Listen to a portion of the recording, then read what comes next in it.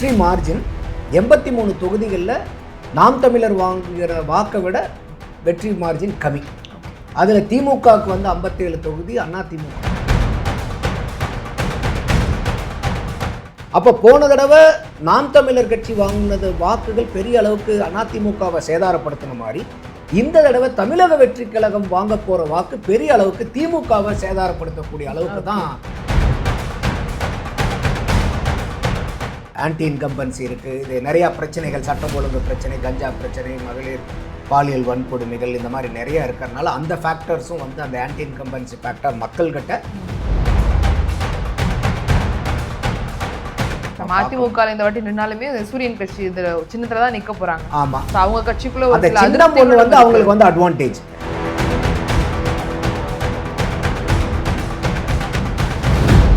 அதே மாதிரி அண்ணன் திருமாவளவன் அவர்கள் இந்த தடவை அந்த கூட்டணியில் ரொம்ப சொதப்பி அந்த கூட்டணியில் வந்து தேவையான அளவுக்கு சீட்டு வாங்க முடியாமல், தூய்மை பணியாளர்களுடைய போராட்டத்துக்கு குரல் கொடுக்க முடியாமல், கேள்வி கேட்க முடியாமல், அவங்க பணி நிரந்தரமே பண்ணாதீங்கிற அளவுக்கெல்லாம் போய்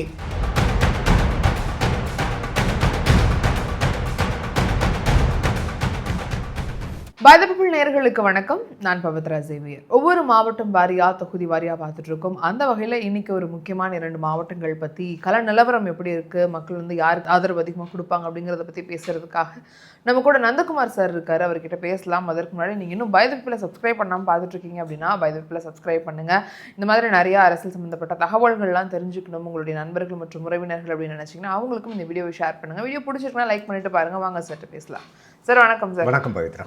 சார், இப்போது அரியலூர் மாவட்டம் பார்க்கலாம் அப்படிங்கிறத பற்றி பேசியிருந்தோம். இப்போ அரியலூர் மாவட்டம்ங்கிறது ஒரு குறுகிய மாவட்டம் அப்படின்னாலுமே அது ஒரு முக்கியமான மாவட்டம்ங்கிறத பேசப்படுது. காரணம் அங்கே வந்து ஒரு ஓட்டு அப்படிங்கிறது ஒரு சின்ன ஆசிலேஷன் இருக்குது அப்படிங்கிறதையும் சொல்லப்படுது. அப்படியா சார்? அப்படி தான் இருக்கா? களம் எப்படி இருக்குது? இந்த தடவை நீங்கள் நம்ம இப்போ பார்க்க போகிற 2 மாவட்டமே அரியலூர், பெரம்பலூர். இந்த 2 மாவட்டமே தலா 2 தொகுதிகளை உள்ளடக்கிய மாவட்டங்கள்.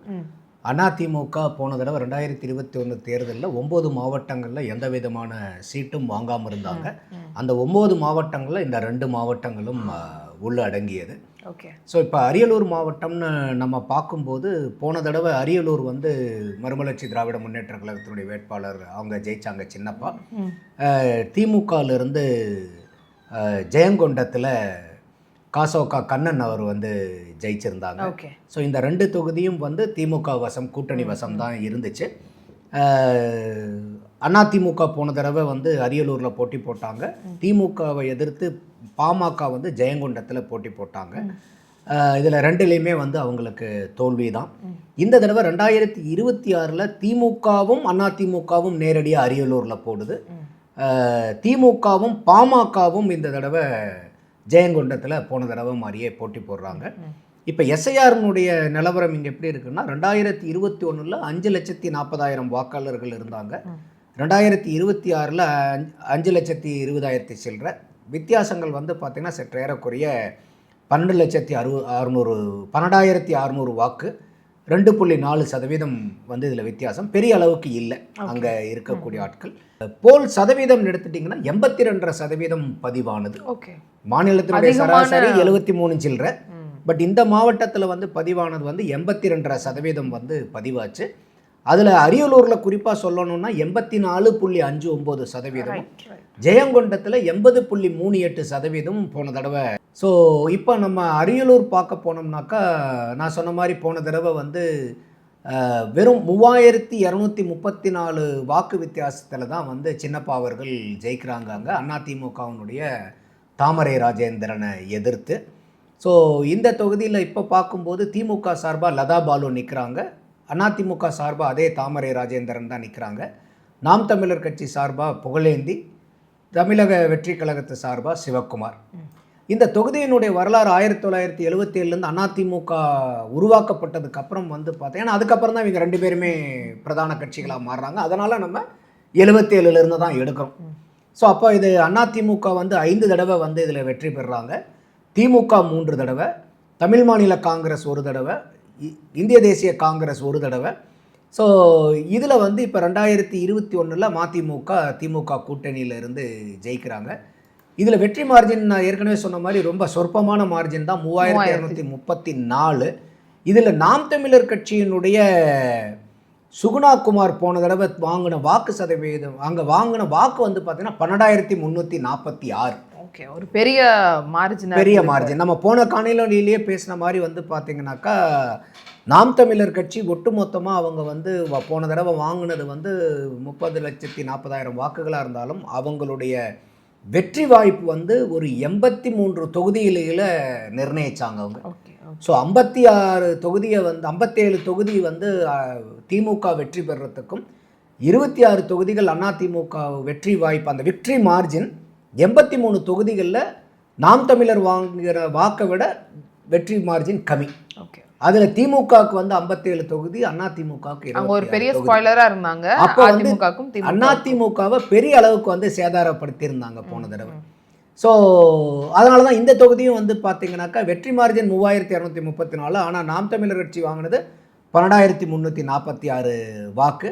இந்த முறை தாவேக்காவும் உள்ள வருவாங்கல்ல சார், அவங்களும் இப்போ அவங்க இப்போ என்னன்னா, இப்போ போன தடவை நம்ம பார்க்கும்போது நாம் தமிழர் கட்சி வந்து பிரதானமாக எல்லா வாக்கு வங்கியும் பிரிச்சிருந்தாலும் பெரிய பாதிப்பை யாருக்கு ஏற்படுத்தினாங்கன்னா அதிமுகவினுடைய தோல்விக்கு அவங்க ஒரு காரணமாக இருந்தாங்க, பாதிப்பாக இருந்தாங்க. இப்போ அந்த மாதிரி தாவேக்கா வரும்போது எப்படி இருக்குனாக்கா, இப்போ தாவேக்கா வந்து ஆப்போசிட்டாக இருக்க மாதிரி இருக்குது. என்னென்னா தாவேக்காவினுடைய வாக்கு வங்கியை எடுத்து நம்ம அனலைஸ் பண்ணும்போது பல முன்னாடி வீடியோக்களில் கூட பேசியிருக்கோம். அது அவங்களுடைய வாக்கு வங்கி இளைஞர்கள், மகளிர், சிறுபான்மையினர், எஸ்சி எஸ்டி வாக்கு வங்கி விஜய்க்கு அதிகமாக இருக்கிறத பார்க்குறோம். இந்த 4 பக்கெட்டும் வந்து பார்த்திங்கன்னா யாருக்கிட்ட அதிகமாக இருக்குன்னா திமுக.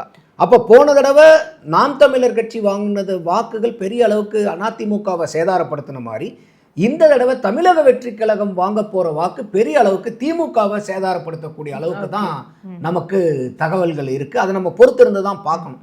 அப்போ இந்த காரணிகள் எல்லாம் நம்ம வந்து இப்போ கூட்டி கழித்து பார்க்கும்போது சிட்டிங் எம்எல்ஏவும் மாற்றிருக்கிறனால இப்போ என்னென்னா இந்த தொகுதி வந்து மார்ஜினும் கம்மியாக இருக்கிறனால ஒரு டஃப் ஃபைட்டாக தான் இருக்கும். இது கேட் ஆன் த வால் மாதிரி தான். யாருங்கிறத வந்து உடனடியாக டக்குன்னு சொல்லிட முடியாத அளவுக்கு தான் இந்த களம் இருக்குது. ஏன்னா இந்த 5 ஆண்டு கால ஆன்டி இன்கம்பன்சி இருக்குது. இது நிறையா பிரச்சனைகள், சட்டம் ஒழுங்கு பிரச்சனை, கஞ்சா பிரச்சனை, மகளிர் பாலியல் வன்கொடுமைகள், இந்த மாதிரி நிறையா இருக்கிறனால அந்த ஃபேக்டர்ஸும் வந்து அந்த ஆன்டி இன்கம்பன்சி ஃபேக்டர் மக்கள்கிட்ட கூட்டணிக்குள்ளார இருக்கக்கூடிய ஆன்டி இன்கம்பன்சி கட்சிகளுக்குள்ளார திமுக எதை வந்து அவங்களுடைய பலம்னு சொன்னாங்களோ அதே வந்து இப்போ ஒரு பலகீனமாக மாறி இருக்கு. இதுவும் வந்து தொகுதியில் வந்து நம்ம அதிமுக இந்த வாட்டி நின்னாலுமே சூரியன் கட்சி இதுல சின்னத்துல தான் நிக்க போறாங்க. ஆமா, அவங்க கட்சிக்குள்ள அந்த சின்னம் ஒன்று வந்து அவங்களுக்கு வந்து அட்வான்டேஜ். போன தடவையும் அதே சின்னமா இருக்கிறனால இந்த தடவையும் அதே சின்னமா இருக்கிறனால, அது இல்லாமல் இந்த தடவை திமுகவே நேரடியாக களமாடுறதுனால அதனால தான் சொல்றேன் இந்த தடவை டஃப் ஃபைட்டு. ஸோ இல்லைன்னா கொஞ்சம் ஈஸியாக அதிமுகவுக்கு சாதகமாக இருந்திருக்கும். இப்போ திமுக இருக்கிறனால அது வந்து ஒரு டஃப் ஃபைட்டாக மாறுது இந்த இடத்துல. அடுத்தது வந்து ஜெயங்கொண்டம் தொகுதி. இதுலேயும் வந்து பார்த்தீங்கன்னாக்கா பாமகவில் போன தடவை கே பாலு நின்னார். ஸோ அவரை எதிர்த்து தான் காசோகோ கண்ணன் வந்து 5452 வாக்கு வித்தியாசத்தில் ஜெயிச்சார்.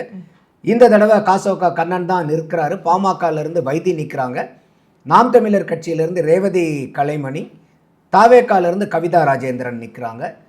ஸோ இந்த தடவை வந்து போன தடவை வெற்றி மார்ஜின் நம்ம பார்த்தோம் 5452. இந்த தொகுதியிலையும் நாம் தமிழர் வந்து அந்த வெற்றி மார்ஜினை விட அதிகமான வாக்கு வாங்கியிருக்காங்க. 9956 வாக்கு வாங்கியிருக்காங்க.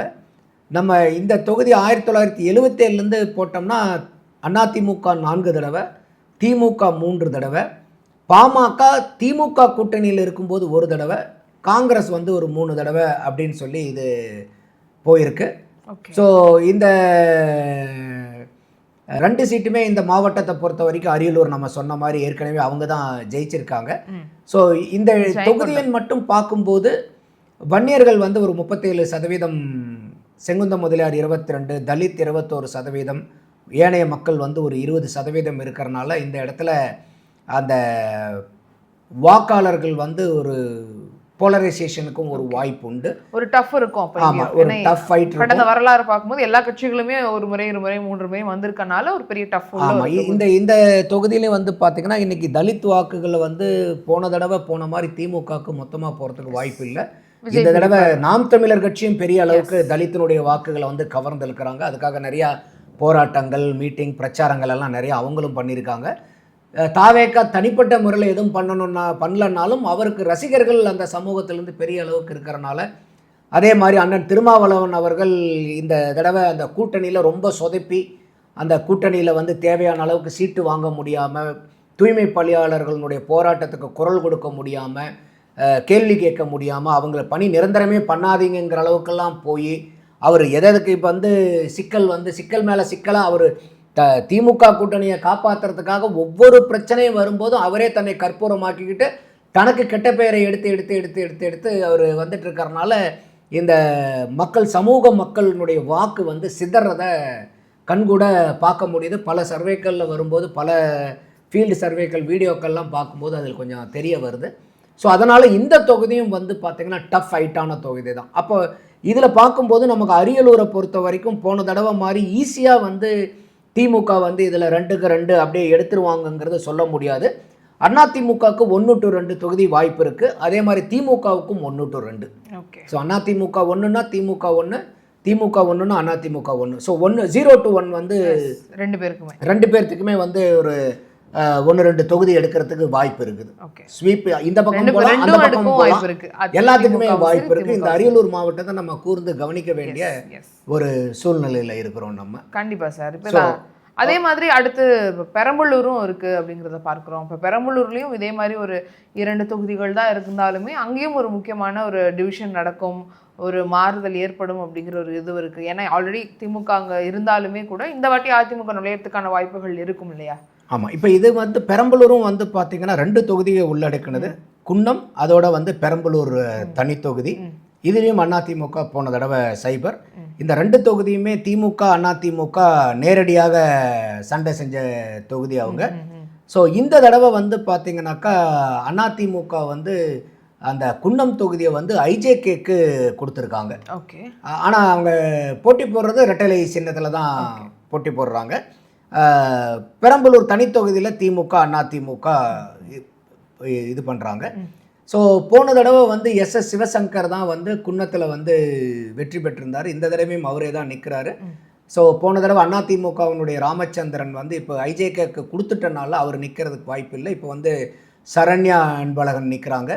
நாம் தமிழர் கட்சியிலிருந்து கீர்த்திவாசன், தாவேக்காலிருந்து ரேவதி அவர்கள் நிற்கிறாங்க. இந்த தொகுதி 2008 அந்த மறுசீரமைப்புக்கு அப்புறம் உருவாக்குனது. இதில் 2011, 16, 21 3 தேர்தல் நடந்ததில் வந்து திமுக 2 தடவையும் அதிமுக 1 தடவையும் ஜெயிச்சிருக்கு. அதிமுக வந்து 2016 ஜெயிச்சது. திமுக 11லையும் 21லையும் அவங்க ஜெயிக்கிறாங்க. ஸோ அவங்க வெற்றி பெற்ற வேட்பாளரையே இங்கே திருப்பி நிறுத்துகிறாங்க. அது வந்து அவங்களுக்கு ஒரு அட்வான்டேஜாகவும் இருக்கும். மார்ஜின் வந்து 6329. இந்த தொகுதியிலையும் பார்த்தீங்கன்னா நாம் தமிழர் கட்சி வாங்கின வாக்கு 9354. வெற்றி மார்ஜினை விட அவங்க அதிகமாக வாங்குறாங்க. இந்த வாக்கும் வந்து அதிமுகவை சேதரித்ததில் இது ஒரு தொகுதி. ஸோ அப்போ வந்து என்டிகே தான் போன தடவை டிசைடிங்காக இருக்காங்க. இந்த தடவை தாவேக்காவும் உள்ளே வரனால அந்த தாவேக்காவினுடைய வாக்கு வங்கி நம்ம ஏற்கனவே பேசியிருக்கோம்.